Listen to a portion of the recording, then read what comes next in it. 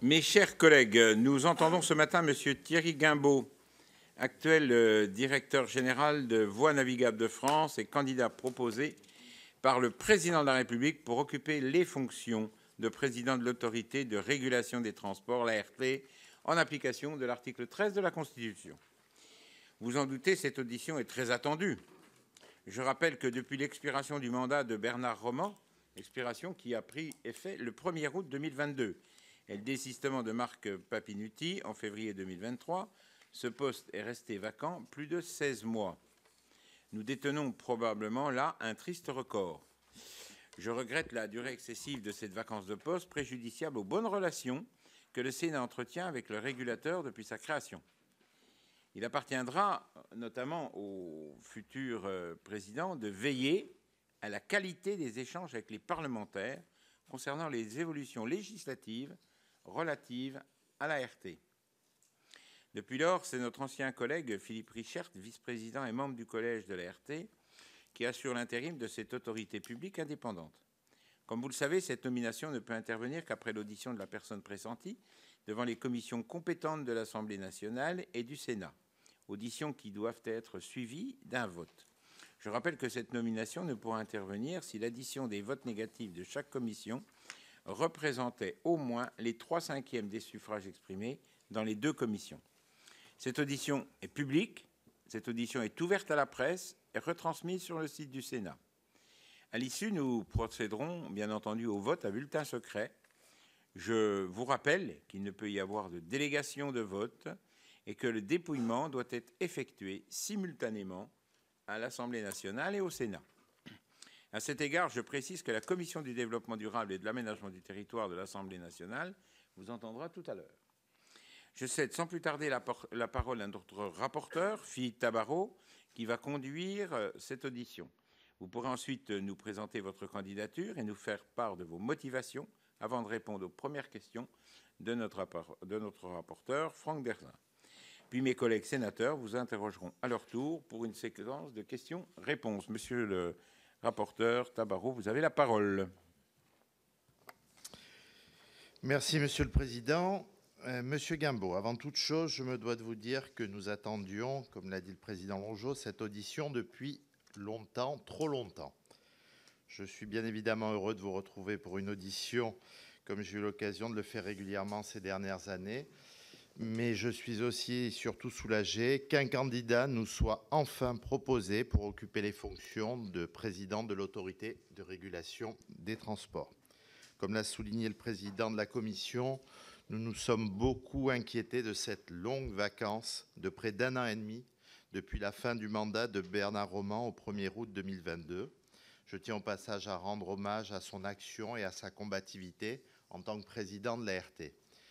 Si rien a priori ne semblait nous rapprocher, qu'il s'agisse de notre orientation politique ou de notre origine géographique, je tiens à saluer ici le courage, l'esprit d'indépendance à toute épreuve et la ténacité dont il a su faire preuve tout au long de sa présidence de l'autorité. Cela étant dit, je ne peux m'empêcher de m'interroger sur la durée de cette vacance. Et je salue d'ailleurs l'intérim assuré par Philippe Richert sur cette période. Comment faut-il, d'après vous, interpréter ces 16 mois d'attente pour l'autorité ? Pardonnez-moi de vous poser la question de façon aussi crue, mais faut-il finalement comprendre que l'autorité dont vous briguez la tête n'aurait en définitive peut-être pas besoin d'un président ? Vous n'êtes pas responsable de cette situation, mais je souhaiterais recueillir votre avis sur cette période de nomination aussi longue qu'elle a été rocambolesque. Je fais ici bien sûr référence à la candidature de Marc Papinutti, qui avait été proposé à ces mêmes fonctions avant de se désister la veille au soir de son audition. Après la question « Pourquoi nommer un président aussi tard ?», j'en viens à ma deuxième question. Pourquoi devrions-nous vous nommer aux fonctions de président de l'ART ? En premier lieu, la fonction de président de l'ART suppose une certaine connaissance des secteurs régulés. Je ne doute pas de vos compétences techniques compte tenu de votre parcours. Vous avez notamment travaillé à Aéroports de Paris, au syndicat des Transports d'Île-de-France, rebaptisé Île-de-France Mobilité. Vous avez également occupé de 2011 à 2017, je crois, les fonctions de directeur des services de transport de la Direction générale des infrastructures, des transports et de la mer, la fameuse DGITM, au ministère de l'écologie. Tous les interlocuteurs avec qui j'ai eu l'occasion d'échanger ces derniers jours pour préparer votre audition ont souligné vos compétences techniques.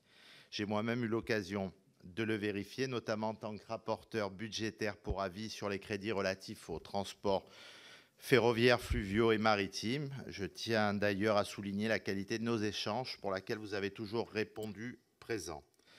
Pour autant, je souhaiterais savoir dans quelle mesure certaines des fonctions que vous avez pu occuper au cours de votre carrière sont de nature à rendre nécessaire un déport ou non de votre part dans le cas où vous seriez nommé président de l'ART. C'est là l'une de nos principales réserves. C'était l'une de nos principales réserves à l'égard de la candidature de Marc Papinutti. En second lieu, et c'est là un point central, la présidence de l'ART suppose non seulement des compétences techniques, mais aussi et surtout une grande indépendance. Ce doit être là notre obsession, mes chers collègues. Le futur président de l'ART aura en tout état de cause un devoir d'ingratitude vis-à-vis du pouvoir qui le nomme. Aussi, compte tenu de votre rôle de serviteur de l'État, je m'interroge sur votre capacité et même votre appétence, si vous étiez nommé président de l'autorité, à prendre position, à monter au créneau, voire même à tenir tête au gouvernement. D'après vous, pourquoi votre profil, on va le dire plutôt administratif, serait-il le meilleur et pourquoi en particulier serait-il meilleur qu'un profil plus politique pour permettre à l'ART de remplir ses missions? En la matière, nous aurions eu au Sénat et même dans cette commission des personnalités très compétentes pour exercer ces fonctions. Ainsi que le résumé Bernard Roman dans son bilan de ses 6 années à la tête de l'ART, il ne peut exister de régulateur fort et respecté à même d'apporter la valeur qui est attendue de lui aux usagers des transports sans indépendance. L'autorité a en effet démontré sa capacité à porter un discours courageux et à formuler des décisions majeures, portant règlement des différends entre certaines autorités organisatrices de la mobilité et SNCF Voyageurs dans le secteur du transport ferroviaire comme dans le secteur aéroportuaire ou autoroutier. Les décisions de l'ART sont autant de jalons pour nos politiques en matière de mobilité. La parole de Bernard Roman était également très libre. Il n'avait d'ailleurs pas manqué de qualifier le dernier contrat de performance entre SNCF Réseau et l'État d'occasion manquée. Pensez-vous pouvoir être en capacité demain de vous exprimer avec la même liberté? Quel regard portez-vous par exemple sur cette dernière actualisation du contrat de performance? Si la multiplication des autorités et des agences questionne véritablement la performance de nos politiques publiques, l'ART occupe par son usage une place à part et bénéficie d'une légitimité à toute épreuve au regard du travail effectué. Son bon fonctionnement suppose d'avoir des moyens suffisants pour exercer l'ensemble de ses missions. L'autorité a vu son champ de compétences considérablement s'élargir. Les autoroutes concédées et le transport interurbain par autocar sont entrés dans le champ de la régulation en 2015. J'en profite pour évoquer un sujet d'actualité en 2 mots. Que pensez-vous de la fermeture prévue de la gare routière de Bercy-Seine? Et je crois que notre collègue Franck Dersin aura une question très précise à vous poser également sur ce sujet. Les missions de l'ART ont également été étendues au secteur aéroportuaire en 2019, sous l'effet de la loi d'orientation des mobilités. En outre, la loi Dadu, en 2021, lui a confié une mission de suivi économique et financier des aérodromes entrant dans son champ de compétences et plusieurs missions de suivi du service européen de télépéage. L'autorité régule désormais 6 secteurs, avec un plafond de 102 équivalents temps plein travaillés et une subvention pour charge de service public de 15 millions d'euros, prévue par le projet de loi de finances pour 2024. Cette situation contraint l'ART à prélever sur son fonds de roulement, qui s'en trouve désormais asséché. À terme, le risque est que le régulateur n'ait plus les moyens de faire face à d'éventuels contentieux. Année après année, nous déposons avec nos collègues Olivier Jacquin, Hervé Gillet, Jacques Fernic des amendements visant à augmenter ces moyens. Serez-vous aussi prêt à vous battre pour obtenir davantage de moyens pour l'autorité ? Je ne voudrais pas comparer deux situations incomparables, mais j'observe que VNF, pour des raisons que nous connaissons, a vu ses effectifs se réduire à peau de chagrin ces dernières années. Voilà, monsieur le candidat, les premières questions que je souhaitais vous poser. Je sais que mes collègues ne manqueront pas d'en faire autant. Le contrôle du Parlement sur les nominations n'est plus une simple formalité, comme nous l'avons démontré précédemment. Des candidats ont pu s'en rendre compte à leurs dépens. Bien. Merci beaucoup. Merci, Monsieur le Président, Monsieur le rapporteur, Mesdames et Messieurs les sénatrices et sénateurs. D'abord, un premier mot pour vous dire que je suis évidemment très honoré d'être parmi vous ce matin, suite à la proposition du Président de la République de me nommer président de l'Autorité de régulation des transports. Cette proposition est évidemment un honneur pour moi. Elle a aussi beaucoup de sens pour moi, à titre personnel, tant j'ai bâti ma carrière sur les sujets de transport pour l'essentiel. On est aussi, je pense, à un moment stratégique des transports. C'était sous-jacent à certaines de vos questions, monsieur le rapporteur. J'aborde cette proposition avec beaucoup d'humilité, en même temps, avec une profonde humilité, parce que je sais le rôle essentiel de cette autorité, et vous l'avez dit à travers vos questions, auxquelles je répondrai bien sûr, monsieur le rapporteur. C'est une institution qui a beaucoup évolué, progressé et qui est respectée. Et le rôle du président, je vais y revenir, c'est de maintenir cette qualité et ce respect. Si vous permettez, je dirais peut-être, pour rebondir sur votre propos, un mot rapide de mon expérience, parce que je pense qu'il répond en partie aux questions que vous évoquez, par la technique que je peux mobiliser. L'indépendance est aussi la capacité technique, et Dieu sait si le secteur est complexe, très complexe, et les acteurs nombreux. Je poursuivrai ensuite mon propos liminaire sur la question centrale que vous avez évoquée, monsieur le rapporteur, que beaucoup d'entre vous m'avaient posée comme question, assez essentielle dans les discussions que j'ai pu avoir, c'est celle de l'indépendance. J'y souscris complètement. J'y souscris complètement. Et je vous expliquerai en quoi je pense disposer de l'indépendance qui est requise pour être président de cette autorité. Et puis enfin, j'achèterai mon propos sur les grands défis, que la place où je suis pour l'instant, je n'ai pas encore l'expertise, bien sûr, interne de l'ART, mais je vois déjà, à mon sens, des lignes de force importantes sur lesquelles il faudra que le nouveau président soit extrêmement vigilant. Alors un mot tout d'abord sur mon expérience. J'ai en effet, vous l'avez dit, monsieur le rapporteur, beaucoup travaillé, et monsieur le président, vous l'avez évoqué aussi, dans le secteur du monde des transports, dans cette dimension à la fois financière, juridique, stratégique, économique, mais aussi, c'est une particularité peut-être de mon parcours, dans ses aspects les plus opérationnels. J'ai voulu faire de l'exploitation. J'ai voulu aller sur le terrain de manière très régulière pour m'occuper, pour m'intéresser de près aux questions de qualité de service et de services rendus aux usagers, quels qu'ils soient. J'ai commencé, vous l'avez peut-être pas dit, mais je le dis, ma carrière au ministère de l'économie. Je le dis pourquoi ? Parce que je l'ai commencé comme commissaire en charge d'enquête de concurrence, en particulier dans le domaine des travaux publics. J'y reviendrai tout à l'heure pour illustrer peut-être ma posture. À l'issue de ma scolarité à l'École nationale d'administration, j'ai rejoint le ministère de l'équipement de l'époque. C'est dire s'il y a un certain temps, où je me suis occupé du financement, de la concession, financement et concession des autoroutes et ouvrages concédés.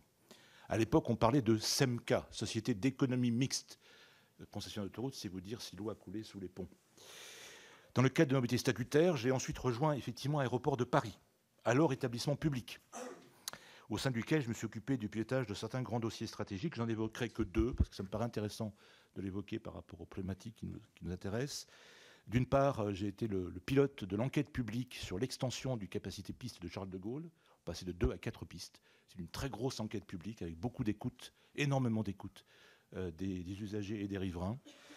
Et puis ensuite, pendant 6 ans, j'ai pris la responsabilité de l'exploitation de cette plateforme aéroportuaire. Donc j'étais patron de l'exploitation de l'aéroport Charles de Gaulle, métier à compétences fortement opérationnelles, vous vous en doutez, extrêmement prenant de terrain, avec la gestion directe et indirecte de milliers d'agents, et le traitement de situations de crise parfois paroxystiques, extrêmes. Je veux par exemple dire la gestion de l'accident du Concorde, parce que à cette époque j'étais sur le terrain, et autre exemple paroxystique, il y en a des beaucoup plus calmes, je vous rassure quand même, la montée en puissance de la sûreté aéroportuaire à la suite des attentats du 11 septembre. Je suis ensuite devenu directeur en charge des sujets d'exploitation, offre de transport, qualité de service, multimodalité, au syndicat des transports Île-de-France, le STIF, qui est maintenant devenu Île-de-France Mobilité. Et j'ai ensuite rejoint, après un long parcours en dehors de l'administration administrante, si je puis dire, du ministère en tout cas, j'ai ensuite rejoint pendant 5 ans le ministère, effectivement, au ministère des Transports, où j'étais en particulier en charge du pilotage, peut-être certains ont connu à ce moment-là, de la loi du 4 août, 4 août ça ne s'invente pas, 2014, portant réforme du secteur ferroviaire, pardon, et notamment celle qui a singulièrement renforcé les pouvoirs de ce qui était à l'époque l'ARAF et qui est devenu l'ARAFER à cette occasion-là, et qui s'appelle maintenant l'ART. Et depuis 2017, vous l'avez dit, monsieur le rapporteur, j'ai le plaisir d'exercer les fonctions directeur général de Voies navigables de France, donc depuis bientôt 7 ans, l'opérateur national du réseau fluvial, secteur non régulé, je tiens à le dire, c'est un point important. Certains me connaissent bien d'ailleurs dans ce rôle-là, et beaucoup d'entre vous me connaissez sans doute effectivement plus comme dans ce poste-là. Autant dire que les problèmes de transport et de régulation dans les domaines autoroutiers, aéroportuaires, ferroviaires, de transport urbain et interurbain, et ce, dans différentes positions, que ce soit concédant, gestionnaire d'infrastructures, autorité organisatrice, directeur d'administration centrale. J'ai donc joué des partitions très différentes dans ma carrière, au service de missions et d'intérêts très, très composites, si je puis dire. Voilà. Ça a donc constitué le cœur de mon activité professionnelle au service de l'État et d'intérêt général.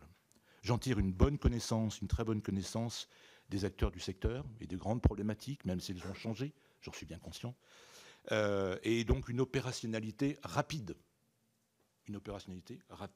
Après effectivement un poste qui a été longtemps inoccupé, 15-16 mois je crois. Elle me donne aussi, je pense, une forme d'indépendance technique et intellectuelle. Je suis capable de savoir un peu parfois ce qu'il y a derrière les dossiers pour les avoir dans d'autres temps un peu vus, si je puis dire, même si encore une fois il y a très longtemps. Et je voudrais insister sur ce dernier point de l'indépendance, parce que je sais qu'il vous préoccupe à juste titre, et je partage complètement ce point-là. Il est en effet consubstantiel, à mes yeux, et aux vôtres, à l'exercice, et à la loi, à l'exercice d'une autorité de régulation des transports. Consubstantiel, je le dis bien. Alors mon indépendance, d'abord, elle tient à la connaissance fine des dossiers, je l'ai évoqué, même si encore une fois, il y a un certain temps, voire longtemps, mais des fondamentaux restent néanmoins, même s'ils ont profondément changé aussi. Mais ce n'est pas ça le plus important. Mon indépendance, elle tient au fait que si ma carrière de haut fonctionnaire, que vous avez rappelé, que je viens de rappeler, est longue, elle s'achève maintenant. Je n'ai plus aucune perspective de carrière au-delà de l'ART. Et ne serait de ce fait pas dépendant des pressions de toute nature ou origine. D'ailleurs, je ne me serais pas porté candidat, très sincèrement, si tel n'avait pas été le cas. Mais cette indépendance, je crois qu'elle se lie aussi dans mon parcours. Je n'ai jamais rejoint une entreprise ou un établissement dont j'ai exercé la tutelle ou dont j'ai été donneur d'ordre. Je n'ai pas davantage travaillé dans des cabinets ministériels. Je précise enfin qu'œuvrant depuis plus de 6 ans en tant que directeur général de VNF, dans un secteur non régulé, et n'ayant pas à connaître dans cette période, n'ayant à connaître aucun des dossiers des secteurs régulés, je n'aurai jamais à me déporter dans l'exercice de mon mandat si vous m'accordez votre confiance. Je n'aurai pas à me déporter dans l'exercice de mon mandat. Et puis, si vous me le permettez, peut-être une observation plus personnelle, parce que l'indépendance, c'est évidemment dû à son statut, c'est évidemment dû à sa position, c'est aussi dû à sa personnalité. Vous l'avez évoqué, je pense, en filigrane, monsieur le rapporteur. Je crois en avoir fait preuve dans ma carrière assez largement.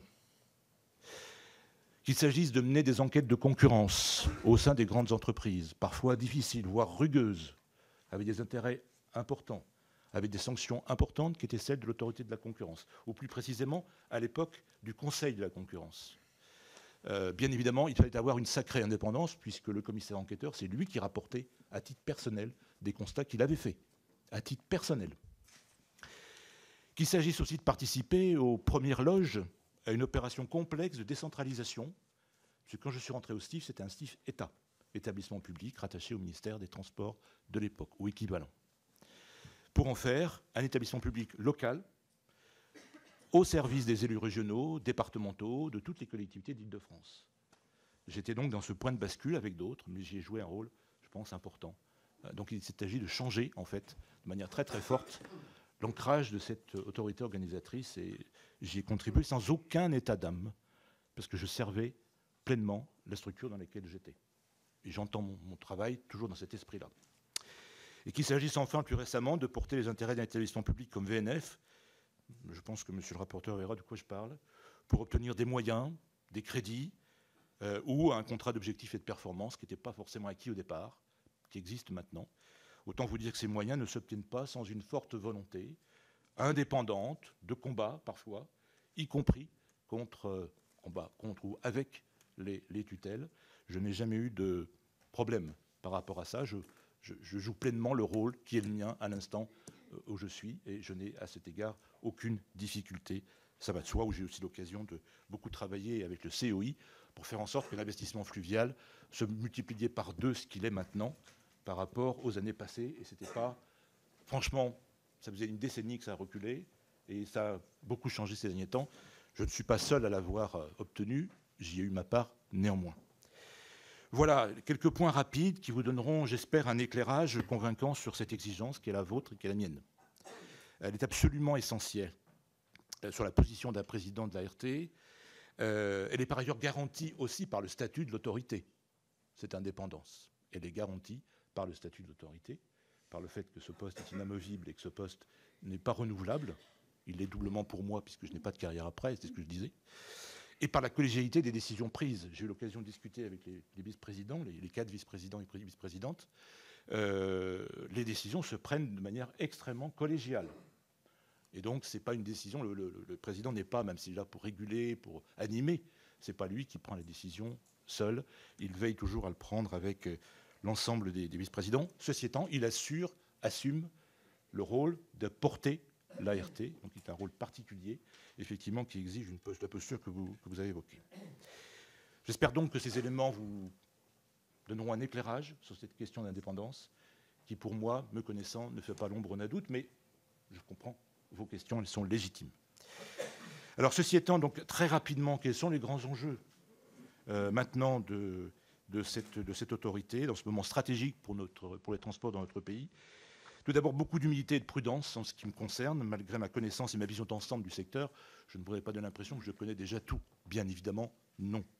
Et en particulier, la question de la régulation économique sectorielle est un métier en soi qu'il me faudra apprendre, que je ne connais pas encore dans ses détails, loin s'en faut, mais en m'appuyant sur les membres du collège, en m'appuyant sur les services de l'autorité et encore sur l'ensemble des parties prenantes, et en m'appuyant également sur les discussions que nous aurons ici même avec la commission au Sénat. Je ferai tout à l'heure une proposition sur ce point-là. Tout de même, une première remarque s'impose. Je pense que l'ART a trouvé sa place. Je le dis parce que j'ai connu, bien avant, ce qui a constitué le début de l'ART, si je puis dire. Quelques années après, et ces derniers mois, en ayant regardé de plus près, j'ai trouvé que cette ART, et beaucoup me l'ont dit, a trouvé sa place. La qualité de son travail très pointu dans les domaines juridiques, économiques et techniques. C'est un travail très pointu, très technique, mais sur lequel sa crédibilité repose. La solidité de ses analyses indépendantes est très fouillée, qui en font, au-delà de ses missions de régulateur, un tiers de confiance pour l'ensemble des acteurs, dans la conduite des politiques publiques qui relèvent de son champ de compétences, la confirmation quasi systématique de ses décisions quand elles sont contestées devant la justice. Quasi systématique.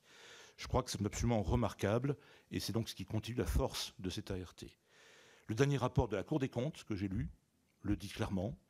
Le rapport encore plus récent, il y a quelques semaines, de l'autorité de la concurrence, le confirme. Et donc je considère que le mandat premier d'un président sera de préserver et de développer ses acquis en toute indépendance. Alors la RT a trouvé sa place, mais je pense qu'elle est aujourd'hui menacée, cette place, et inaboutie. Elle est menacée parce que les moyens, notamment budgétaires, là aussi vous l'avez évoqué, de son indépendance commencent à manquer de manière extrêmement préoccupante. Je sais que c'est une préoccupation forte, vous l'avez vous-même exprimé, vous avez vous-même porté une évolution sur ce plan-là, notamment la dotation budgétaire, mais c'est une préoccupation qui est vraiment, pour moi, qui est essentielle. En arrivant, c'est ce qui m'a sauté aux yeux en premier, si je puis dire. La dotation budgétaire, vous savez, de cette 2023 est de 14 millions pour 102 ETPT, vous l'avez rappelé. Elle est totalement déconnectée des besoins d'une autorité publique indépendante régulant 6 secteurs. Je le dis très clairement devant vous, en toute indépendance. Elle est clairement déconnectée. Le fonds de roulement, qui, il est vrai, était important il y a quelques années, il faut le reconnaître, il était légitime de l'utiliser, arrive maintenant à son étiage.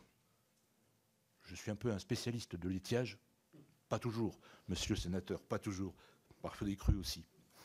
Le fonds de roulement donc a été en grande partie asséché, j'en suis d'accord. Et cette menace me préoccupe beaucoup parce qu'elle menace précisément les capacités de l'ART de renouveler ses équipements, ses systèmes d'information, de recruter des agents de très haut niveau et de même de faire face à ses responsabilités découlant de sa personnalité. Elle a une personnalité juridique, sa responsabilité est engagée, et elle pourrait avoir à affronter, j'allais dire, les conséquences de cette responsabilité. Je crains qu'elle n'en ait pas complètement les moyens aujourd'hui. Vous savez que la demande est faite d'à peu près de l'ordre de 18,6 millions d'euros de budget d'équilibre. Je précise bien que dans ce budget, il y a un effort de productivité qui est indispensable, comme tout acteur public. Si on faisait une simple règle de 3, on serait au-dessus de ce budget. Mais je pense que c'est un aspect qui est absolument indispensable. Donc, j'ajouterais aussi que ces contributions en augmentation, certes, sont difficiles toujours à faire passer, j'en sais quelque chose. Je pourrais y revenir sur le VNF. Mais elles sont très modestes. En valeur absolue, elles sont surtout très modestes au regard de ce que permet de faire l'ART. Je voudrais juste rappeler un chiffre. L'action de l'ART a permis d'obtenir, sur les avenants autoroutiers, une réduction de 28 millions d'euros de hausse de péage autoroutier dans la seule année 2022. Voilà. Donc je pense que ce n'est pas un investissement, entre guillemets, dans le secteur public qui n'est pas sans intérêt pour la collectivité. Voilà, je vous pardonnerai ce propos un petit peu long sur les moyens, mais pour moi, c'est un point stratégique que j'assumerai pleinement. Et ça sera mon rôle que de porter, si vous me confirmez cet aspect-là. Je disais, donc elle est menacée, elle est aussi inaboutie parce que les compétences de l'ART se sont étendues progressivement, vous l'avez rappelé, et en tache d'huile en quelque sorte. Elle a su d'ailleurs y faire face, pas à pas, avec compétence. Mais cela s'est fait au coup par coup, sans vision systémique de ce qui fait l'implication de l'ART, ce qui fait que l'implication de l'ART maintenant est très différente suivant les secteurs. Approfondie dans le domaine ferroviaire, c'est son point d'origine, moins approfondie dans le domaine aéroportuaire, moins approfondie dans le domaine autoroutier. Il y a à l'évidence là un périmètre qui n'a pas la clarté que peuvent avoir d'autres régulateurs, je pense en particulier à la Creux. Je pense donc que le moment est venu, en tout cas c'est à ce quoi je m'en croirais, si vous me confirmez, de reposer les fondamentaux de ce qu'est une autorité de régulation des transports. Il ne s'agit certainement pas de tout chambouler, puisque ça marche, mais de compléter, de donner un sens renouvelé aux régulateurs. Des réflexions très intéressantes ont déjà été entreprises d'ailleurs en interne de l'autorité, et la Cour des comptes, comme l'autorité de la concurrence, ont rappelé leur attente sur ce sujet-là. Mon projet sera évidemment de valoriser et de porter cette vision. Autour de quoi ? Rapidement, je pense autour, premièrement, de la transition écologique et énergétique. C'est elle qui nous conduit ô combien toutes et tous dans nos actions. Je pense qu'un régulateur a un rôle à jouer sur ces sujets-là, même si ce n'est pas un acteur de l'écologie en première intention. Reste que le bon fonctionnement auquel il veille des systèmes de transport, notamment par exemple ferroviaires, notamment les transports collectifs, évidemment est un élément qui contribue très clairement à la transition énergétique et écologique. Vous savez très bien ce qu'il en est des gaz à effet de serre dans le domaine des transports, c'est le grand enjeu des transports. Il me paraît normal que le régulateur apporte sa contribution, parce qu'il est au cœur de ces questions dans les décisions qu'il prend, dans les avis qu'il rend et dans les études qu'il fait. Deuxième grand point, je pense, c'est celui de la maîtrise des prix pour préserver les pouvoirs d'achat et rendre les modes de transport collectif les plus attractifs possibles. Il y a une question de prix. Il y a une question de prix qui est importante, de coût et de prix. J'entends des voix derrière moi. Et puis la troisième question Très bien, super. Il y a un troisième aspect qui me paraît essentiel dans cette stratégie, c'est la qualité de service rendu aux usagers. J'y suis sensible, je vous l'ai dit, j'ai beaucoup travaillé dans ces sujets-là en direct en tant qu'opérationnel. Et voilà. Donc ces éléments-là, transition écologique, contrôle des prix, le plus possible. Au départ, je suis venu dans le ministère dans le contrôle des prix, c'est vous dire. Et donc pouvoir d'achat, et donc attractivité, et service rendu aux usagers me paraissent les trois angles importants d'une évolution à venir de l'autorité. Dans cette perspective stratégique, il me semble important que les pouvoirs d'intervention de l'ART soient approfondis et harmonisés. Ils ne le sont pas aujourd'hui harmonisés, je l'ai dit, ils peuvent être approfondis. Encore une fois, cette montée en compétences progressive du régulateur fait que j'ai le sentiment que le régulateur est plutôt vu comme un régulateur des modes de transport plutôt que comme un régulateur des transports, un peu mode par mode. Voilà, donc il me semble dans cet esprit, des initiatives pourraient être prises à l'instar d'autres régulateurs, précisément pour prévoir, uniformiser, approfondir ces compétences du régulateur. Ça permettrait de fonder en quelque sorte un nouveau pacte de l'ART. Enfin, pour terminer, je serais personnellement très attaché à ce que le régulateur approfondisse son positionnement d'expert, de tiers de confiance, qui va au-delà de la régulation, d'appui auprès de tous les pouvoirs publics qui interviennent dans le champ des transports, qu'il s'agisse des ministères, bien sûr, qu'il s'agisse d'autorités organisatrices des transports, mais aussi du Parlement. À cet égard, si vous en êtes d'accord, je m'engage à venir régulièrement rendre compte de l'action de l'ART et présenter ses principaux travaux devant votre commission, suivant un rythme qui vous agréera. Et même, je veillerai à ce que l'ART puisse apporter de la même manière des éclairages sur les travaux parlementaires que vous menez. Voilà, en résumé, de ma fenêtre actuelle, ce que je vois des grands enjeux, c'est bien la préservation de l'équilibre financier et des moyens de l'ART pour être indépendant. Ça sera mon combat. Je pense qu'il va être encore amené quelque temps, à mon avis.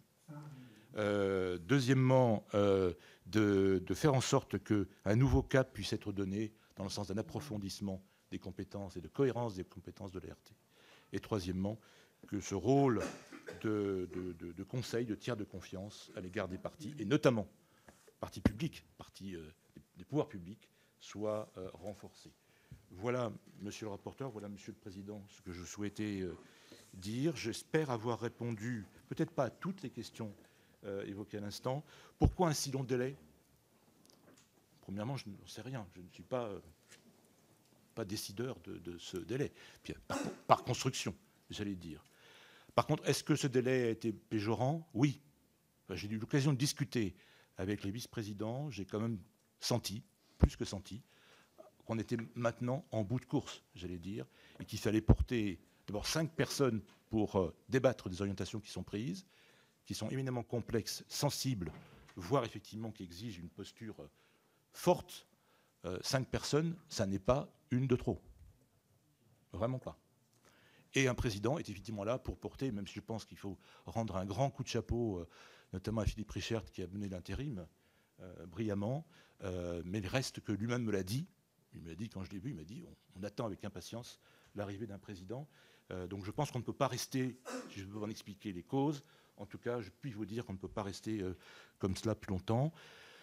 Un profil administratif, un profil politique, j'allais dire, je ne suis pas forcément bien placé pour complètement débattre de ce point-là, et c'est votre travail, bien sûr, d'en débattre. Moi, je pense que, comme j'ai cru vous le dire tout à l'heure, l'indépendance est tout à fait... en tout cas, moi, j'y veillais dans ma carrière. Je n'ai pas passé ma carrière dans l'administration centrale en permanence. J'y ai passé 10 ans. Elle est bien plus longue que ça, cette carrière. Pourquoi? Parce que j'ai voulu prendre des points de vue, des rôles, assumer des responsabilités, parfois en toute indépendance, différentes. Et à chaque fois, j'ai, dans le cadre des missions qui étaient les miennes, je pense, avoir rempli ce rôle au mieux, sans me soucier de savoir si, on allait avoir un problème après ou pas. Ça n'a jamais été mon sujet. Jamais. De ma vie, ça n'a jamais été un point personnel. Je voulais avoir cette petite remarque personnelle. Fermeture prévue de la gare, ou on attend peut-être la question de monsieur le sénateur. Oui, ça pourra faire d'accord. Et puis j'arrête là, j'ai peut-être parlé trop longtemps. Merci. Je vais donner la parole à Franck Derzat. Oui, effectivement, ça va mieux comme ça. Oui, Monsieur le Président Longeon, Monsieur le rapporteur, Monsieur Guimbaud. Alors, comme l'a sous-entendu Monsieur Tabarot, c'est vrai que nous aurions aimé avoir en face de nous un profil plus politique, parce que déjà votre prédécesseur, j'allais dire votre prédécesseur, j'en sais rien, mais en tout cas celui qui était là avant, Bernard Roman, que je connaissais bien, puisque nordiste comme moi, je fus député avec lui, a été un excellent président reconnu par tous et par toutes. Toutefois, je dois dire que je connais bien M. Guimbaud pour avoir été membre du conseil d'administration de VNF, et que dans ma région des Hauts-de-France, où les canaux sont omniprésents, j'ai pu mesurer la qualité, M. Guimbaud, de votre travail au sein de VNF, et je le dis ici à tout le monde, vous avez été un excellent président de VNF. Alors, j'ai tout de suite une sorte de cas d'école à vous poser, au cas où vous seriez, je dirais, nommé, confirmé dans vos fonctions. Nous avons justement une CMP ce soir sur les bus parisiens, RATP, Île-de-France. Et il se trouve que la LOM dit clairement que votre structure est compétente pour gérer un certain nombre de conflits. Or, il se trouve que, peut-être parce qu'il n'y a plus de président depuis un bon bout de temps, un membre de votre administration a convaincu un député que finalement, comme il n'y avait pas assez de moyens, il ne fallait pas que l'ART prenne une compétence que pourtant la LOM, M. Mandelli, qui la connaît parfaitement bien, lui confie. Donc, j'avoue avoir été, pas que moi, assez choqué sur cette réponse. Et donc, j'aimerais bien savoir, justement, quelle serait votre décision collégiale, hein, vous l'avez dit, ce n'est pas que la vôtre, sur un sujet comme celui-là. C'est vraiment, je dirais, très important pour nous. Ensuite, j'ai une autre question. On arrive à la fin des concessions autoroutières, enfin, d'ici 2031-2033. Moi, là-dessus, il va falloir que l'on réfléchisse à l'avenir, et on aura besoin, justement, là-dessus, de votre travail, de votre réflexion. Vous serez là, comme vous l'avez dit, pour nous aider, pour nous faciliter la tâche, pour nous permettre de nous prendre la bonne décision. Donc, voilà, j'aimerais savoir comment vous envisagez ce travail dans les années à venir à nos côtés pour nous aider justement à prendre ces bonnes décisions. Merci. Merci. Je vais donner la parole à Jacques Fernic.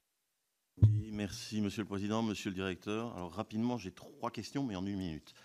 Face à l'urgence climatique, la régulation des transports, ça ne peut plus s'envisager dans le périmètre d'objectifs tel qu'on l'envisageait autrefois. Donc, comment ancrer la transition écologique des transports plus fermement dans les missions de l'ART? Est-ce qu'il faut en clair le préciser dans la loi? Et pour un des secteurs des transports, je pense à l'aéroportuaire, l'aérien, sa régulation pour l'accompagner dans une véritable mutation environnementale n'apparaît pas comme lisible et évidente.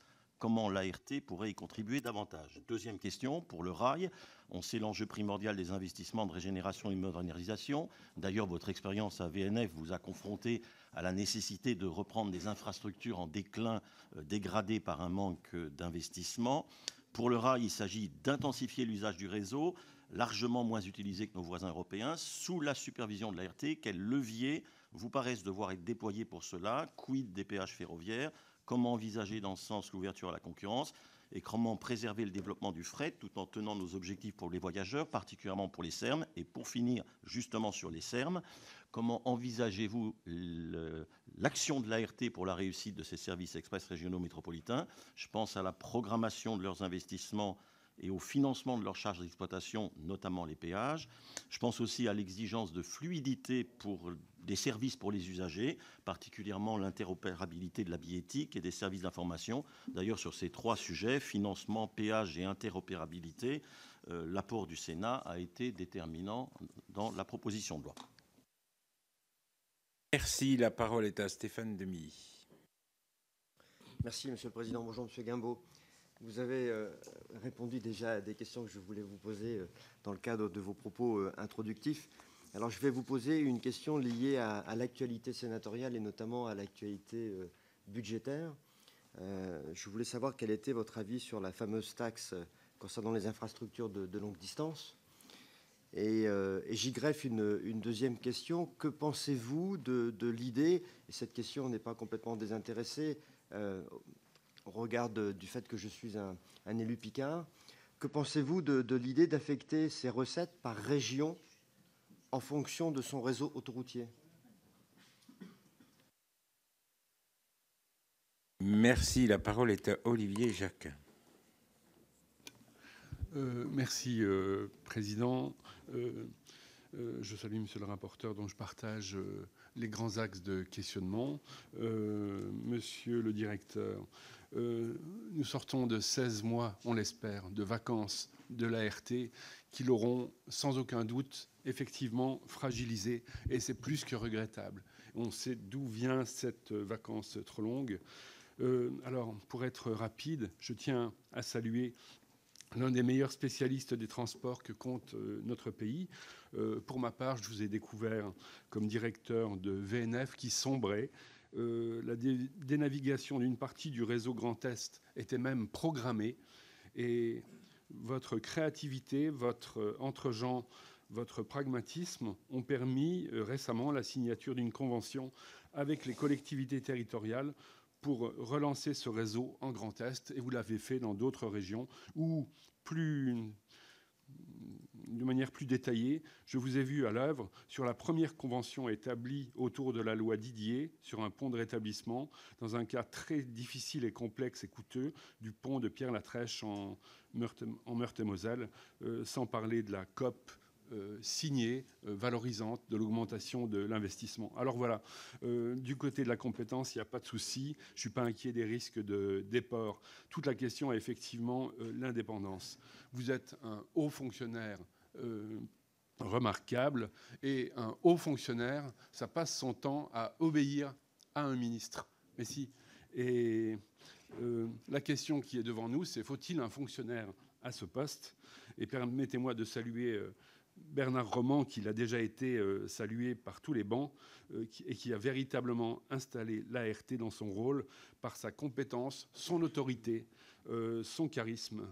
Je vous rappelle son courage dans le cas des 2 contrats de performance de SNCF Réseau, qu'il a plus que critiqué, remis en cause, ou encore un autre dossier récent, le contournement de Montpellier, où il est entré en opposition directe avec la DGITM sur le coût prévisionnel de l'ouvrage. Et voilà. Et enfin, pour Bernard Roman, il venait régulièrement et avec plaisir devant le Parlement. Vous y êtes engagé également, j'ai bien entendu.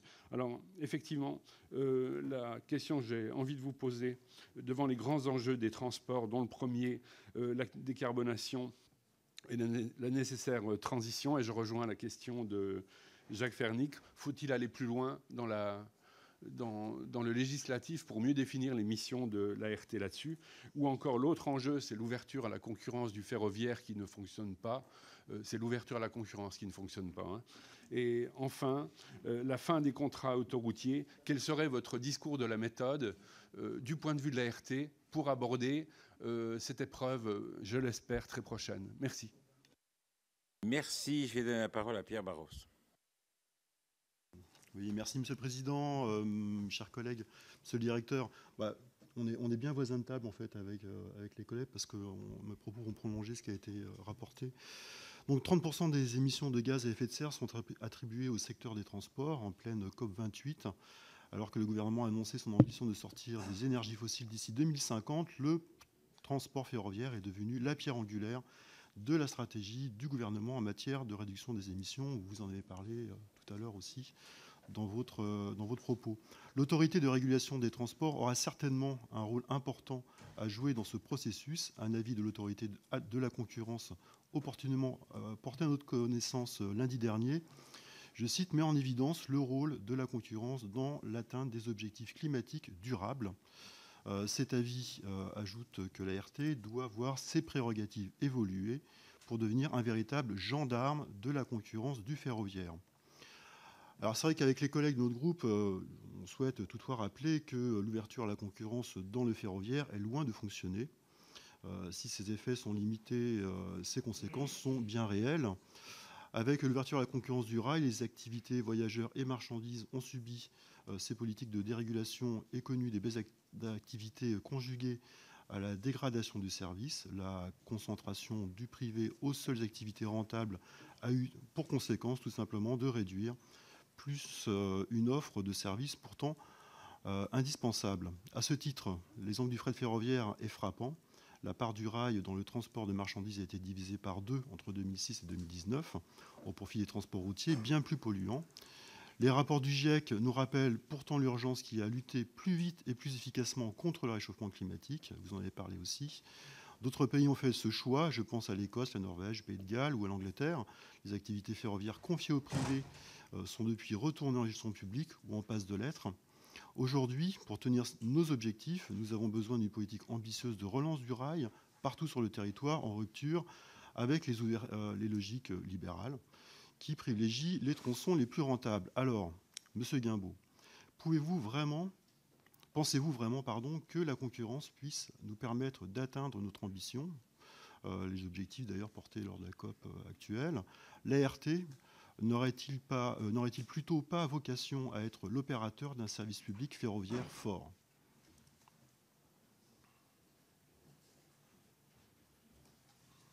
Bien, monsieur le candidat, je vous propose de répondre à mes collègues. Merci. Merci, Monsieur le Président. Peut-être pour répondre dans l'ordre des interventions, Monsieur Dersin, je suis bien d'accord avec votre analyse et votre sur l'appréciation que vous portez sur le travail de Bernard Roman. Il se trouve que je suis allé le voir, nous avons discuté ensemble, je suis allé le voir à Lille, et on a eu une très belle discussion, et très, très ouverte, très franche, et je confirme bien son engagement, la qualité de son engagement, et la discussion très ouverte que nous avons eue tous les deux sur ces sujets-là, qui était vraiment excellente, et qui m'a ouvert pas mal de perspectives, et qui confirmait des choses que je pensais aussi. Sur le sujet de la CMP, pardon, de la décision de la CMP, le débat sur les bus RATP, j'ai effectivement été hier informé de ce point-là. Je comprends l'inquiétude de l'ART. Bien évidemment, je la comprends. La compétence en question est effectivement ce qu'on appelle une compétence orpheline, c'est-à-dire qu'elle ne se rattache pas à des fonctions qu'exerce aujourd'hui l'ART, qui est dans le domaine du contrôle économique, que ce soit financier, économique, juridique. On rentre dans une dimension que j'ai bien connue, ayant longtemps travaillé au STIF. Donc cette question-là, je la connais particulièrement bien. Je vois bien le sujet qui est derrière. Et il y a un vrai besoin derrière, c'est évident. Ça exige une compétence très particulière, effectivement. Il faut savoir comment fonctionnent des centres bus, autrement dit. Il faut savoir en machine, en homme. C'est une compétence très particulière. Je comprends donc l'inquiétude qui s'est manifestée. Pour autant, la loi est la loi. Je ne suis pas législateur. Donc je pense qu'il faut bien regarder les choses. J'y avais été président à ce moment-là, et encore une fois, je suis totalement solidaire, bien sûr, avec ce qui a été dit, parce que je comprends très bien leurs inquiétudes. Je pense qu'il faut en parler davantage et bien voir les conditions aussi pour accéder à cette compétence. C'est évident. Si on ne pose pas ce débat, on sera bien, l'ART sera obligée de se mobiliser sur ce sujet-là, important, parce qu'il va être important et assez à court terme, en fait. Hein, c'est 24, 25, 26. Et les contentieux, c'est pas théorique, ils vont probablement émerger. Donc ça va être effectivement une compétence à acquérir, encore une fois, qui est nouvelle, dans un système qui est tendu, avec des contraintes qu'on évoquait tout à l'heure sur les moyens. Voilà. Donc je comprends la position prise, elle est logique, mais encore une fois, ça n'est pas à l'ART de déterminer ce qu'est la loi. Voilà. Et donc je considère personnellement que, moi ce qui me paraîtrait utile, c'est que si vous souhaitez de maintenir à la commission mixte paritaire cette disposition, ça me paraît être tout à fait le travail légitime du législateur, hein, sans aucun souci. Le système va se mettre en place progressivement. 24 sera peut-être pas le plus chargé. 25, 26 va venir. Et de revenir vers vous, de dire concrètement quels sont les sujets que cela pose, quels sont les choix que nous faisons. Ça participe du point que j'évoquais tout à l'heure, à faire en toute transparence avec l'autorité. Mais encore une fois, d'abord, quand on a une compétence en plus, j'évoquais tout à l'heure, pour une autorité qui a besoin d'avoir des compétences, ça serait un peu singulier de quelque part de les refuser, entre guillemets. Ce n'est pas notre rôle, mais en même temps, il faut bien voir les conséquences de cela et en parler en toute transparence. Donc voilà, très clairement ma position là-dessus, sujet dont j'ai entendu parler plus directement hier. Voilà. Donc j'ai pas forcément un recul considérable. Je comprends, mais je comprends aussi l'intention du législateur et voilà ce que je peux dire. À mon avis, il y a de quoi en parler prochainement. Je vais donner la parole à Didier Mandelli. Oui, merci Monsieur le Président. Je voudrais rebondir sur votre réponse à la question posée par mon collègue, simplement pour préciser que, même si nous pouvons évidemment comprendre les inquiétudes d'un certain nombre de membres de l'ART, ça n'est pas nouveau. La LOM, c'est 2019. C'est-à-dire que l'ART a eu 4 ans pour anticiper et mettre en œuvre les compétences qui viseraient à traiter ce genre de litige potentiel, qui ne porte, il faut le rappeler, que sur... en tout cas dans le cadre de la CMP que nous avons ce soir, sur les 13 lots qui sont mis à la concurrence prochainement. D'ailleurs, on décale la date. D'ailleurs, précisons que si nous n'avions pas, c'est une remarque de ma collègue ce matin, décaler cette date, la loi s'appliquait de fait. Et donc l'ART devait prendre en compte cette compétence. Donc pour moi, il ne peut pas y avoir de débat, et je trouve regrettable que la position des parlementaires, la loi votée ici et à l'Assemblée sur la loi d'orientation des mobilités fasse l'objet, dans le cadre d'une CMP sur Île-de-France Mobilité RATP, pour être clair, sur les bus, que l'ART ait pu prendre une position d'influence auprès des parlementaires, des députés en l'occurrence, pour leur demander de modifier la LOM en réalité. Et je considère que ce n'est pas le rôle de l'ART de se positionner de cette façon-là. Le rôle de l'ART, c'est de jouer son rôle de régulateur. Et de la même façon qu'on ne demande pas, qu'on n'empêche pas ou qu'on évite à l'ARCEP, à l'ARCOM, à toute autorité indépendante, y compris la concurrence que vous connaissez bien, les autorités mettent en œuvre les missions qui leur sont confiées. Voilà. Et donc il n'appartient pas, à mon sens, à l'autorité de définir ce qu'elle peut ou ce qu'elle a envie de prendre à un moment donné en fonction d'un certain nombre de critères. Voilà. C'est le Parlement qui confie, et ça a été le cas dans le cadre de la LOM, pour cette compétence particulière. Je comprends et je partage. Il aurait probablement fallu, mais encore une fois, ayant découvert le problème hier soir, difficile pour moi d'en dire beaucoup plus, mais je pense qu'il aurait fallu, même si les difficultés sont réelles, effectivement, probablement en parler plus tôt, davantage, et peut-être en soutien et en support de la discussion qu'on a évoquée sur les moyens. On ne demande pas des moyens comme ça, in abstracto, on les demande par rapport à quelque chose, effectivement.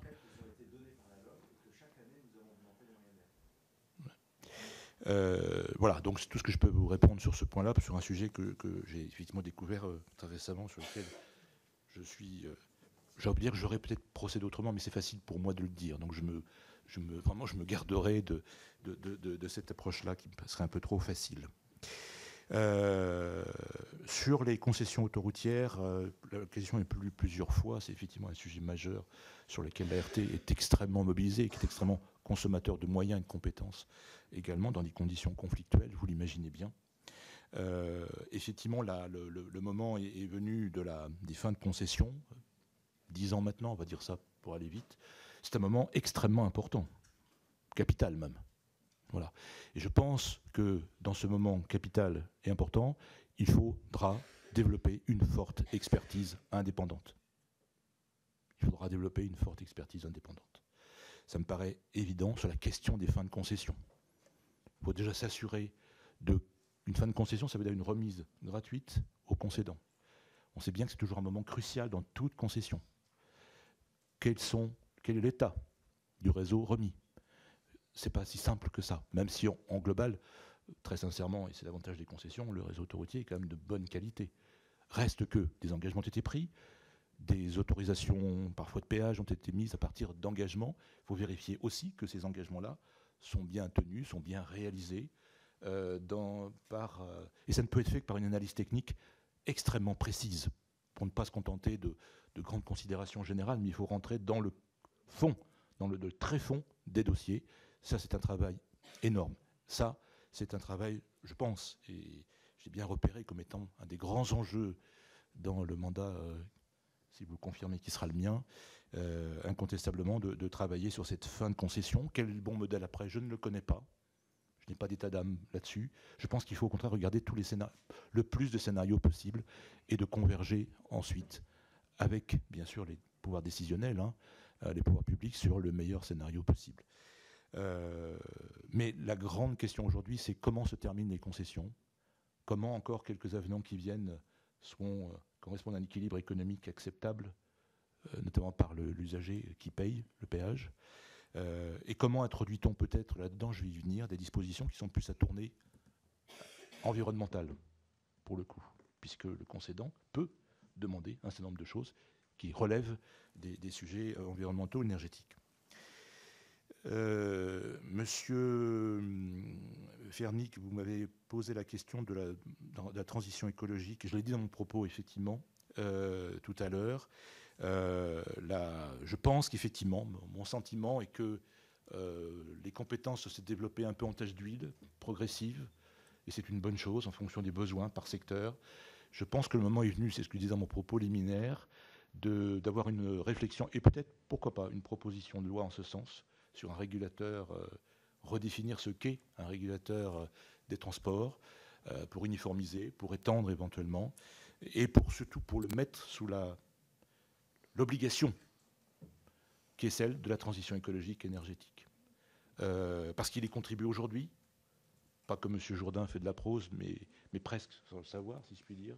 Et je pense que ça serait bien de l'énoncer et de voir les compétences qu'il faut développer dans le champ d'un régulateur, pas ailleurs, mais il y a des choses à dire. Et donc moi, je serais effectivement très favorable à ce qu'une proposition de loi de ce type puisse prospérer. Sur le sujet aérien, la question, vous me disiez, c'est compliqué de rendre écologique un mode qui est peut-être moins que d'autres. Oui et non, j'allais dire, parce qu'évidemment, il y a des besoins aériens qui doivent être satisfaits, donc qu'ils soient satisfaits de la meilleure manière possible. Et la question du régulateur qui donne son mot sur la question des redevances, notamment, que payent les compagnies aériennes, est important, puisque plus les redevances sont à leur juste prix, si je puis dire, au juste coût, mieux les compagnies aériennes peuvent disposer d'une recette pour pouvoir investir. Et elles ont beaucoup d'investissements à faire dans le domaine de l'environnement et du mode des avions.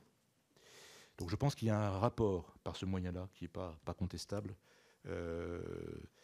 Et puis les investissements eux-mêmes des aéroports, d'ailleurs, peuvent être regardés dans le cadre des contrats de régulation sur lesquels on sera amené à se pencher progressivement. Sur le rail, effectivement, le point clé, c'est évidemment la question de l'investissement sur le réseau. Alors, en tant qu'opérateur fluvial, j'ai une petite idée de ce que veut dire un réseau sur lequel il n'y a pas eu assez d'investissement. Je crois pouvoir le dire et avoir vu les conséquences. Et ça pendant des décennies, pas maintenant. Tout ça, ça ne se renverse pas en 5 minutes. Je crois pouvoir le dire et l'avoir vu avec de mes yeux. Voilà, voire en avoir été inquiet à titre personnel.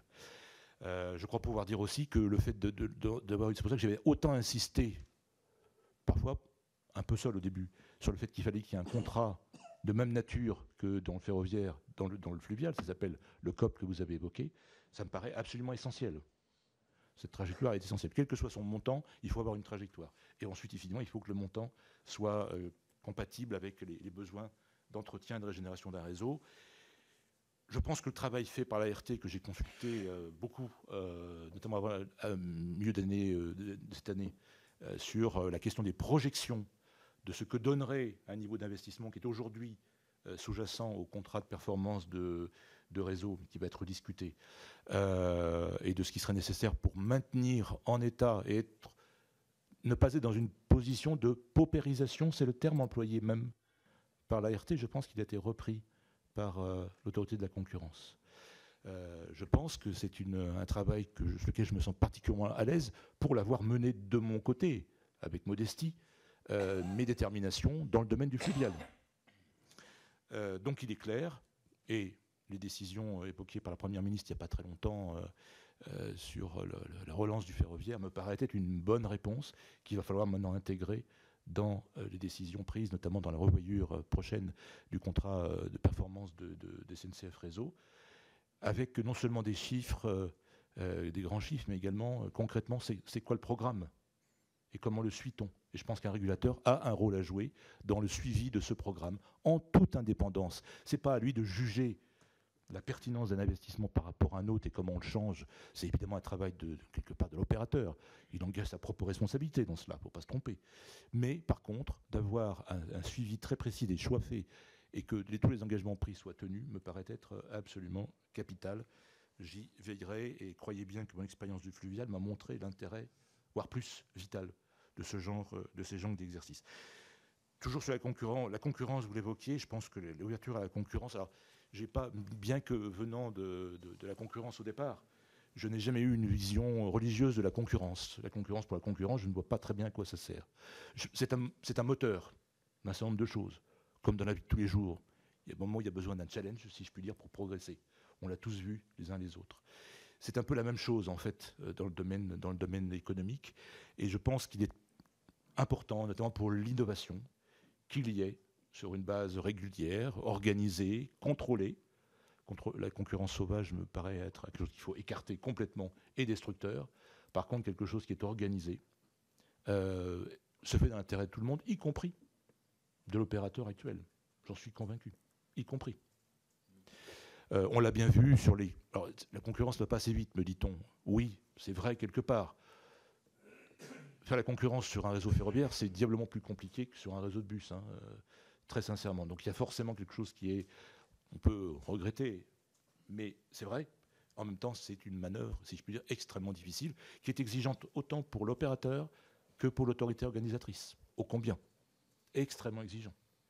Et là-dessus, un régulateur peut aider l'autorité organisatrice à lire, à monter en compétence sur ces sujets-là. Mais en tout cas, je pense que la concurrence, effectivement, sans aucun tabou pour moi, est un moyen d'améliorer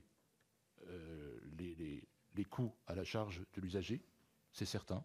On l'a déjà vu à l'étranger, ça a été constaté à peu près partout quand la concurrence a été faite, et même dans notre pays, que ce soit les services librement organisés comme TGV, notamment sur Paris-Lyon, ou que ce soit sur les quelques contrats de services publics qui ont été renouvelés par les autorités organisatrices régionales, on a vu un intérêt, on a vu qu'effectivement il y avait plus d'offres et moins de coûts. Voilà. Et ça, cet élément-là, il est fondamental. Quiconque a besoin d'une remise en cause organisée dans sa vie personnelle comme dans l'économie. La qualité du réseau, j'en ai parlé. Sur les SERM, je pense que c'est un projet de loi, la PPL actuelle, et c'est plus une PPL d'ailleurs maintenant, c'est une loi. C'est la loi. C'est la loi. C'est la loi. Voilà, je suis un petit peu en retard encore dans mes lectures. Elle est votée. Ouais, elle va revenir là dans quelques jours. Ah oui. Donc c'est pas encore une loi. On a anticipé d'une semaine. Donc j'avais bien de bonnes bases, ce n'est pas encore une loi. C'est ça. Bon, je trouve... Alors, pour avoir beaucoup vécu ces sujets en Île-de-France, c'est-à-dire savoir de d'une bonne articulation en fait, de modes ferroviaires structurants et des modes routiers ou d'autres modes actifs structurés autour d'une offre ferroviaire, je crois que c'est exactement la bonne question, assez fondamentale. Ce n'est pas toujours extrêmement bien structuré. C'est pas toujours... Et quand j'étais au STIF, j'y travaillais beaucoup. On avait mis en place des lignes de bus, par exemple, sur des grandes distances de rabattement. Et c'est un sujet important. Donc la question de confier à l'ART, dans l'esprit que j'évoquais à l'instant, un suivi du plan d'investissement sur 3 ans, peut-être un peu court. Mais 3 ans, c'est déjà la partie opérationnelle d'une visibilité à plus long terme. La question de la fluidité des interopérabilités et des multimodalités, ça c'est quelque chose que je connais bien aussi, qui est souvent le point difficile, je l'ai beaucoup vu aussi dans le fluvial, la question de l'interopérabilité, que chaque mode soit pertinent dans son domaine, soit efficace dans son domaine de pertinence, c'est un sujet qui est un sujet majeur.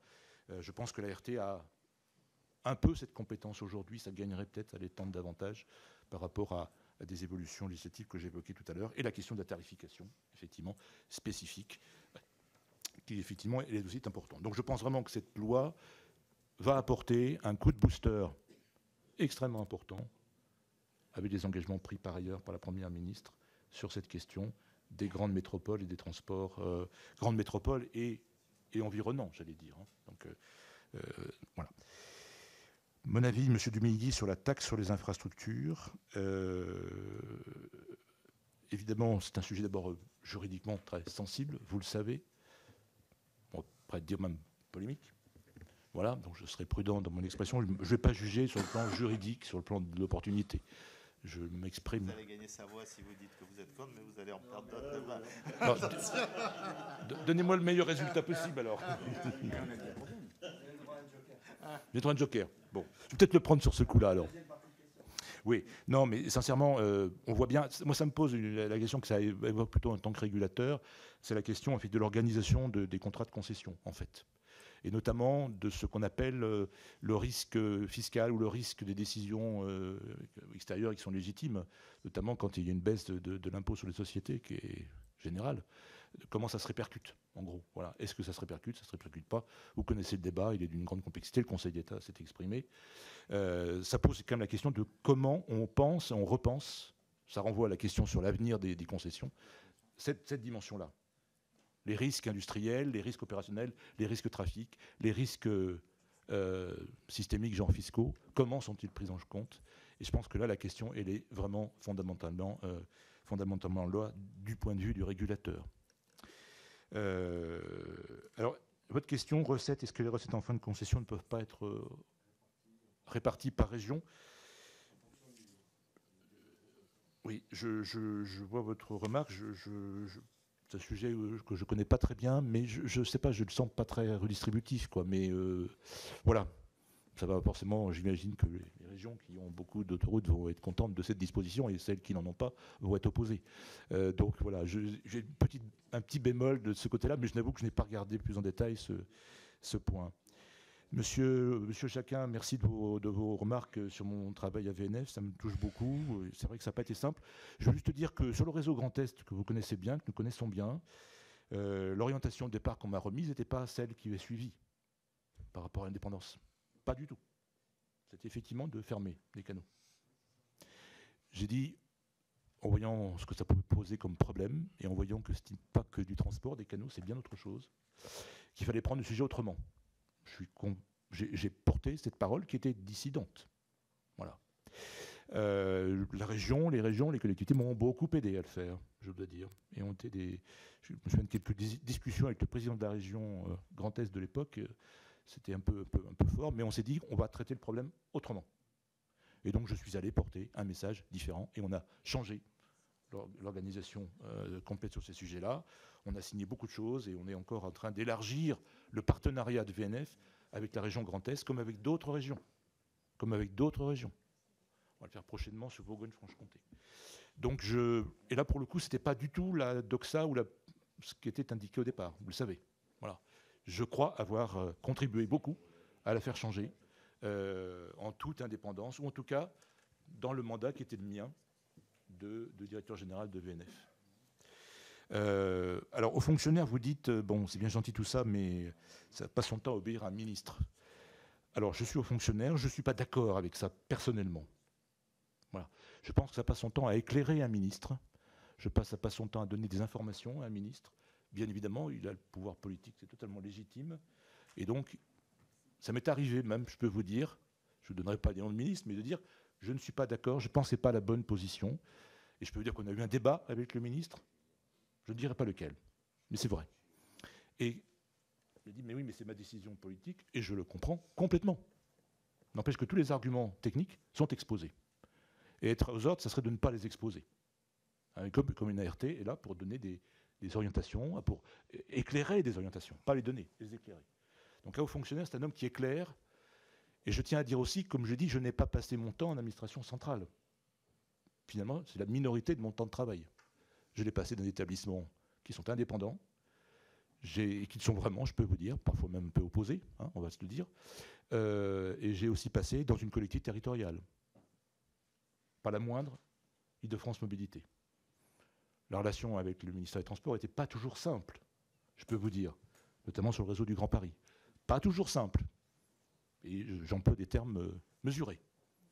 Ça ne m'a pas posé de problème du tout. J'étais complètement loyal aux collectivités qui m'employaient à ce moment-là.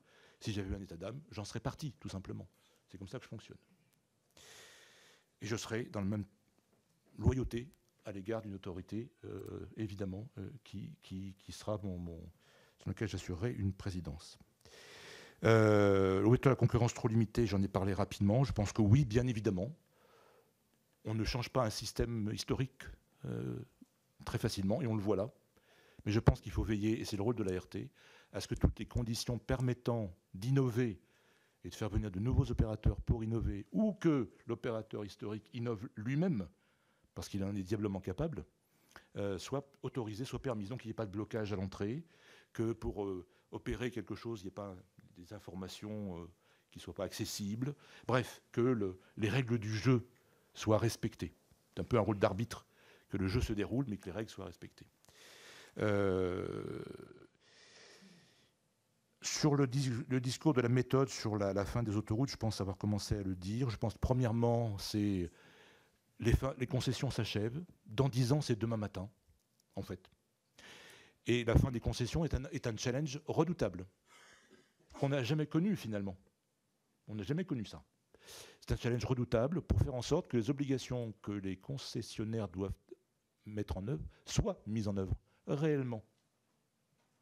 Ça exige de rentrer loin pour le savoir, pour le dire. Sont redoutables pour imaginer la suite. Tout est ouvert. Personnellement, bien qu'ayant commencé ma carrière dans ces sujets, j'ai pas non plus... Les concessions, de toute façon, s'il y en a encore, elles seront différentes. On ne sera pas sur un rythme d'investissement aussi important.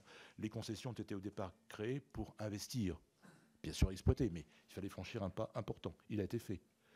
Une concession d'exploitation ou un système d'exploitation n'est pas le même. Pas la même durée, pas les mêmes modalités. C'est très très différent en fait. Voilà. Et puis enfin, le rôle de la concurrence dans la transition, M. Barros, et le rôle sur le fret ferroviaire. Le rôle de la concurrence, je viens de le dire, effectivement, c'est un moyen d'innover sur tous les plans. Il doit être contrôlé, c'est certain, régulé, c'est le bon terme, pour qu'il se fasse de l'intérêt général. Et je pense qu'il peut y avoir par ce moyen-là, effectivement, des innovations qui portent sur l'environnement, et de rendre plus attractifs encore les modes de transport collectif, en les rendant, je l'ai dit tout à l'heure, de meilleure qualité, mieux coordonnés en multimodalité, moins coûteux. Souvent, il y a la question du coût qui joue. Et je pense que la concurrence, on l'a vu ailleurs, et on la voit même en France, contribue à cela, mais elle doit être régulée, elle doit être organisée. Et je pense que l'opérateur historique y a aussi tout intérêt, et d'ailleurs il l'a montré, d'être extrêmement efficace dans ce jeu-là. Sur le fret ferroviaire, je connais bien le sujet du fret en général, ferroviaire en particulier. Je crois que le fret ferroviaire, effectivement, a connu des vicissitudes ces dernières décennies, comme le fret fluvial d'ailleurs. C'est un mouvement général des modes lourds, tout simplement. Je ne pense pas que l'ouverture à la concurrence explique cela. C'est même venu après l'ouverture à la concurrence. J'ai la même tendance à penser qu'elle a plutôt stabilisé. Enfin, si on regarde les trajectoire, la perte de part de marché a plutôt été stabilisée, avec une bonne vingtaine d'opérateurs supplémentaires, avec un rôle moteur encore joué par l'opérateur historique. Et je pense donc notamment la place du combiné qui a pris une place importante, qui est de 40% maintenant. Donc je pense que ces innovations, cette évolution ont fait que la part du fret, même si aujourd'hui elle n'est pas suffisante, c'est évident, a cessé de décliner et c'est presque contemporain de l'arrivée de la concurrence. Et je pense que ça c'est un point important. Et enfin, non, je crois avoir à peu près répondu à l'ensemble de vos questions. Monsieur le rapporteur, est-ce que j'en ai laissé certaines d'entre vous? Très bien pour moi. Merci. Je vais donner la parole à Simon Uzena et puis après à Denis Saint-Pé. Merci, Monsieur le Président. 3 points, Monsieur le Directeur. Merci en tout cas pour vos propos. Je vais me permettre de revenir tout d'abord sur le sujet de l'indépendance. J'ai bien entendu les réponses aux questions des collègues. Alors, évidemment, l'indépendance, on l'entend dans toutes ces directions, y compris à l'égard du Parlement. Donc, de ce point de vue-là, vous avez toute liberté pour faire valoir une parole singulière. Pour autant, dans le respect de la loi, nous serons évidemment, et nous sommes les uns les autres, intransigeants, parce que notre République tient aussi à cette condition-là. Et donc, demain, si vous êtes confirmé en tant que président de l'ART, vous aurez aussi un rôle dans le respect de la loi. Donc, je pense que ce message-là, il doit être clairement assumé et passé. C'est une condition aussi de notre réussite collective. Sur le ferroviaire, par rapport à vos propos, vous avez repris justement un mot sur lequel je tenais à vous interroger. Il figurait dans le rapport de juillet 2023 signé par le président par intérim Philippe Richert sur les scénarios de long terme pour le réseau ferroviaire français, qui dit clairement, je cite, « Le maintien des trajectoires d'investissement actuelles, telles que prévues par le contrat de performance pour le renouvellement et la modernisation du réseau, entraînerait inévitablement le gestionnaire d'infrastructures dans une spirale de paupérisation industrielle. » Le mot industriel a aussi son importance. Donc je souhaitais avoir quelques compléments de votre part sur ce sujet, parce que vous avez évoqué les annonces en particulier de la Première ministre, les fameux 100 milliards. Les uns les autres, régulièrement, nous nous interrogeons sur la réalité de ces montants et sur leur déploiement effectif, en particulier s'agissant des Serm. Donc on rappelle l'engagement qui a été pris, c'est 10 Serm déployés dans les 10 ans pour un montant estimé de 15 milliards d'euros. Or, on a eu l'occasion là aussi d'en débattre dans le cadre de l'examen de la PPL sur le sujet. Pour l'instant, les premiers montants sur la période 2023-2027, donc la moitié de la période concernée, c'est 10% de cette somme mise sur la table. En l'occurrence, un peu plus de 760 millions d'euros par l'État et l'équivalent par la région. Donc ça veut dire 1,5 milliard sur les 15 milliards. Alors qu'on parle de 50% de la durée, 5 ans sur les 10 ans. Donc là, il y a une incohérence majeure. Comment vous abordez ce sujet? Et puis dernière question, j'ai bien retenu les 3 priorités ou les enjeux que vous évoquiez. À titre personnel, je les aurais organisés dans un sens différent. De mon point de vue, la qualité de service rendu aux usagers, c'est l'élément central. Aujourd'hui, c'est l'élément central parce que si on veut en effet aller plus loin sur la transition écologique et non pas sur la maîtrise des dépenses, mais plutôt sur l'efficacité des dépenses face à l'urgence climatique, l'élément pivot, c'est la qualité de service rendu aux usagers, parce que c'est parce que nous aurons des services de transport qui seront attractifs que derrière, nous aurons des effets leviers, en particulier sur la transition et sur l'efficacité des dépenses. Donc, par rapport à cette qualité de service, quelle approche vous entendez déployer pour justement prendre en compte aussi ces retours terrain dans cette approche décentralisée que vous évoquiez tout à l'heure, et par rapport à une vision de la concurrence qui ne doit pas être idéalisée. On a eu l'occasion les uns des autres de le dire, notamment dans le cadre de la PPL RATP. Il faut travailler aussi sur le sujet de l'attractivité des métiers, sur le cadre social. Il y a des enjeux de recrutement. Donc tout ça concourant à la qualité de service. Donc je souhaitais avoir quelques précisions de votre part sur ce sujet. Merci. Je vais donner la parole à Denise Saint-Pé. Merci, Président, Monsieur le rapporteur, Monsieur le Président potentiel, je le souhaite. J'ai bien compris les trois visions que vous nous avez exprimées de votre mission, dont vous souhaitez réussir les différentes transitions, qu'elles soient énergétiques, qu'elles soient écologiques. Vous souhaitez réussir la mise en concurrence et à terme baisser le coût pour l'usager. Et puis vous souhaitez également, et ça a été dit par notre collègue, dernier orateur, appuyer, insister sur le service rendu à l'usager. À aucun moment, Président, je n'ai entendu le mot sécurité. Or, pour ma part, je considère que l'une de vos missions et l'une des exigences très fortes que vous devrez avoir demain envers tous les opérateurs qui soumissionneront, c'est d'abord l'exigence de sécurité, parce que personne n'en parle, et c'est quand arrive le drame, l'accident, qu'on se pose des questions sur la sécurité. Donc, très simplement, Président, quelle sera votre politique en matière de sécurité? Parce que même si ça rentre dans le service rendu à l'usager, il me semble que vous devez avoir, vous, en tant qu'autorité de régulation, des exigences très fortes en matière de sécurité. Merci. Monsieur le candidat, je vous propose de répondre à mes deux collègues.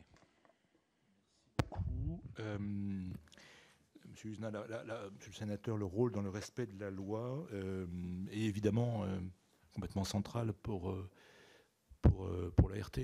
Quand on évoque tout ce que j'évoque, notamment sur la mise en concurrence, c'est un aspect de la loi. Donc on est en plein dans la mise en œuvre, dans le respect de la loi.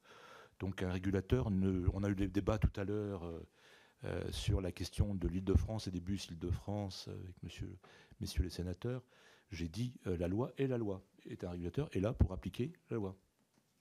Et en être même un porteur, au premier chef, en lui-même et en relation avec l'exécutif, mais aussi le législatif, pour rendre compte régulièrement de ce qui se fait, y compris des dispositions législatives qui sont bien ou mal respectées. Ça me paraît être la base de ce travail-là, du mien en particulier. Sur le scénario long terme qu'on a évoqué du rapport d'avant l'été, il est très intéressant, ce rapport très très important, et encore une fois, il m'a beaucoup parlé dans mon rôle actuel. Effectivement, on employait le terme de paupérisation, je l'avais repris d'ailleurs, paupérisation industrielle. Industrielle. Je pense que c'est le bon terme. Le bon terme est pris parce qu'on voit par exemple que des projets qui avancent beaucoup plus vite à l'étranger, comme les dispositifs de téléconduite, les dispositifs de conduite modernisés ou d'utilisation de RTMS sont en France dans un déploiement beaucoup plus lent que dans d'autres pays. C'est une illustration de ce qu'on peut qualifier de paupérisation d'un fonctionnement qui ne serait plus dans les normes industrielles et techniques le moment venu en Europe. Donc c'est clairement un des sujets importants, et nul doute que si j'avais été président à ce moment-là, je n'aurais eu aucun problème pour soutenir cette position, d'autant que je l'ai pas mal soutenue aussi, encore une fois, en tant que VNF, parce que j'ai une petite idée de ce qu'est la paupérisation industrielle d'un autre opérateur. Donc c'est quelque chose d'important, et à VNF, j'aurais d'ailleurs apprécié que l'ART parle aussi de la paupérisation du voie fluviale. Ça permet de donner un poids à ce sujet-là. Vous dites effectivement que les investissements, les montants sont aujourd'hui très inférieurs à ce qui était évoqué. Ça n'a pas échappé non plus. Mon travail sera de revenir là-dessus en tant qu'ART, en tant que régulateur. Bien évidemment, ça va de soi. Ça va de soi pour moi. Ça ne fait aucun doute. Vous parliez tout à l'heure que vous auriez dit autrement le problème de qualité de service, vous l'auriez inversé. Je veux dire que l'ordre dans lequel je donnais n'était pas du tout prioritaire ni d'un côté ni de l'autre. On peut le prendre par les deux sens comme on veut. La qualité de service, encore une fois, ma carrière, je pense, était très tournée sur cela, évidemment, est essentiel, est un élément central. Je pense que le rôle du régulateur, qui est peut-être pas encore très prégnant sur ces sujets-là, gagnera là aussi à être précisé et à se développer, notamment à travers la multimodalité.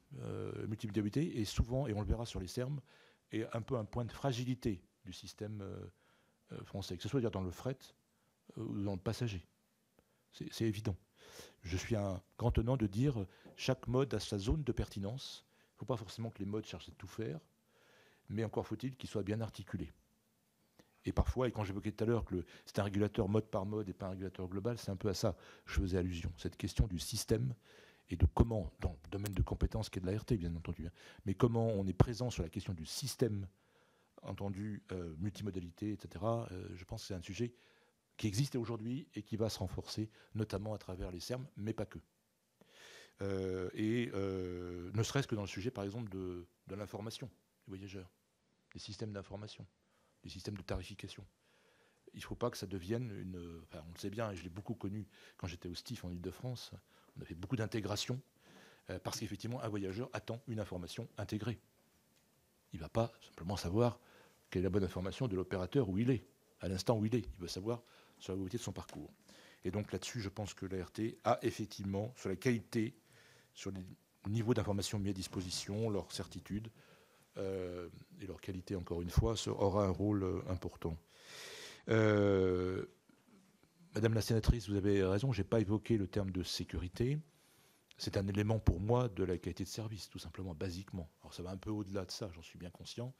Juste vous dire, il y a une télévision publique qui s'occupe de qualité, ça s'appelle l'EPSF, Sécurité ferroviaire, l'établissement public de sécurité ferroviaire, et je sais déjà, et je pense que je continuerai à amplifier cela, je sais qu'aujourd'hui, il n'y avait pas très longtemps une réunion, un travail commun, ART, EPSF, ceux qui s'occupent principalement et uniquement de la sécurité ferroviaire, et Dieu sait si c'est un vaste sujet, très vaste sujet en tant que tel. On ne peut pas se gaspiller là-dedans, mais par contre, on travaille en partenariat avec l'EPSF, qui sont basés à Amiens, c'est évidemment un sujet qui est pas du tout en dehors du scope, à telle enseigne qu'aujourd'hui, il y a un partenariat ART-EPSF. Pour aller dans le sens de ce que vous évoquiez, vous aviez raison. Merci. S'il n'y a plus de questions, eh bien, je vais demander aux candidats de se retirer et puis nous allons procéder au vote. Merci beaucoup. Merci. Merci beaucoup.